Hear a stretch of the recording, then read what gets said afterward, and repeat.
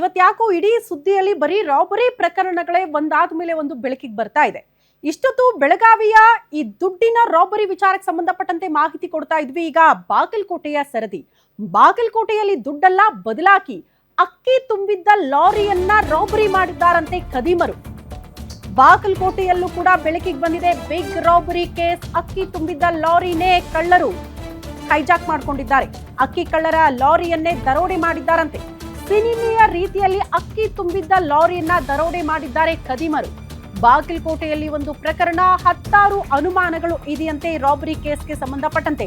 Lorry ಕಳ್ಳತನ ಆಗಿದೆ, ಆದ್ರೆ ದೂರು ಕೊಡಬೇಕಲ್ಲ ಲಾರಿ ಮಾಲೀಕ, ಕೊಡೋದಕ್ಕೆ ಮುಂದೆ ಬರ್ತಿಲ್ಲ ಅಂತ 8 ಜನರಿಂದ ಅಕ್ಕಿ ಲೋಡ್ ತುಂಬಿದ್ದ ಲಾರಿಯನ್ನ ಚಾಲಕನ ಸಹಿತ ರಾಬರಿ ಮಾಡ್ಬಿಟ್ಟಿದ್ದಾರಂತೆ.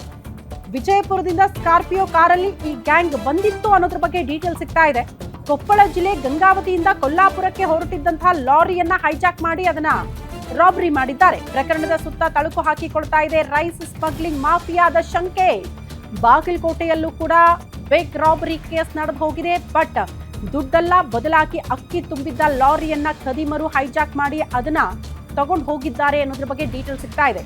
ಯಾಕೆ ರೈಸ್ ಸ್ಮಗ್ಲಿಂಗ್ ಶಂಕೆ ಅಂತ ಅಂದ್ರೆ, ರಾಜ್ಯದಲ್ಲಿ ಅತಿ ದೊಡ್ಡ ಜಿಲ್ಲೆಯಲ್ಲೇ ರೈಸ್ ಸ್ಮಗ್ಲಿಂಗ್ ಕೇಸ್ಗಳು ಬೆಳಕಿಗೆ ಬಂದಿದೆ. ಬೇರೆ ಬೇರೆ ರಾಜ್ಯಗಳಿಗೆ ಅದನ್ನ ಎಗ್ಗಿಲ್ಲದೆ ಸಾಗಾಟ ಮಾಡ್ತಾ ಇದ್ರು ಅನ್ನುವಂತಹ ವಿಚಾರಗಳನ್ನ ಈ ಹಿಂದೆ ನಾವು ಗಮನಿಸಿದ್ವಿ. ಹಂಗಾಗಿ ಬಾಗಲಕೋಟೆಯಲ್ಲೂ ಕೂಡ ಆ ರೀತಿ ರೈಸ್ ಸ್ಮಗ್ಲಿಂಗ್ ದಂಧೆ ಏನಾದ್ರೂ ತಲೆ ಎತ್ತಿದೆಯಾ, ಇದು ಪ್ರಶ್ನೆ ಇದೆ. ಪೊಲೀಸರ ತನಿಖೆಯಿಂದ ಅದಕ್ಕೊಂದು ಸ್ಪಷ್ಟ ಉತ್ತರ ಸಿಗಬೇಕು. ಬಟ್ ಇಲ್ಲಿ ತನಕ ಏನೆಲ್ಲ ಬೆಳವಣಿಗೆ ಆಗಿದೆ ಈ ಪ್ರಕರಣದಲ್ಲಿ ಅನ್ನೋದ್ರ ಬಗ್ಗೆ ಕೂಡ ಮಾಹಿತಿ ಸಿಗಬೇಕಾಗುತ್ತೆ. ಏನಾದ್ರೂ ಕೆಲವರನ್ನ ಬಂಧಿಸಿದ್ದಾರಾ, ಅವರಿಂದ ಮಾಹಿತಿ ಪಡೆದುಕೊಳ್ಳುವಂತಹ ಪ್ರಯತ್ನಗಳಾಗ್ತಾ ಇದೆಯಾ? ಬಟ್ 8 ಜನ ಅಂತೆ ನೋಡಿ ಹೋಗಿ ರಾಬರಿ ಮಾಡ್ಕೊಂಡು ಬಂದಿದ್ದಾರೆ ಲಾರಿಯಲ್ಲಿ.